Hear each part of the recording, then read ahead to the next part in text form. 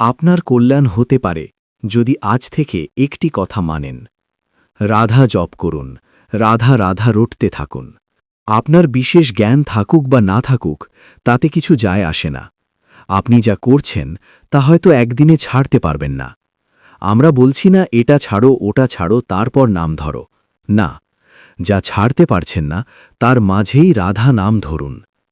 যদি রাধা নাম আপনার সমস্ত খারাপ অভ্যেস দূর না করে, আপনাকে একজন ভালো মানুষ না বানায়, সমাজের প্রিয় না করে, তবে এসে বলবেন। কেউ যদি বলেন, মহারাজজি তো অনেক স্বাধীনতা দিয়ে দিলেন, আমরা তো খারাপ আচরণেই আছি, তবে শুনুন, নাম আপনাকে জ্বালিয়ে দেবে।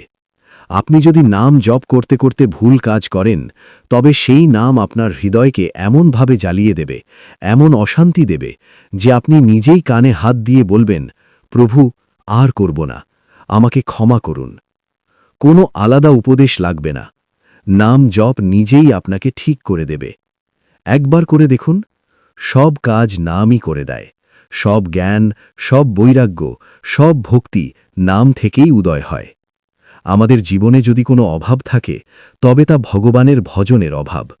যদি আমরা নাম জপ করি, ভজন করি, সব পূর্ণ হয়ে যাবে।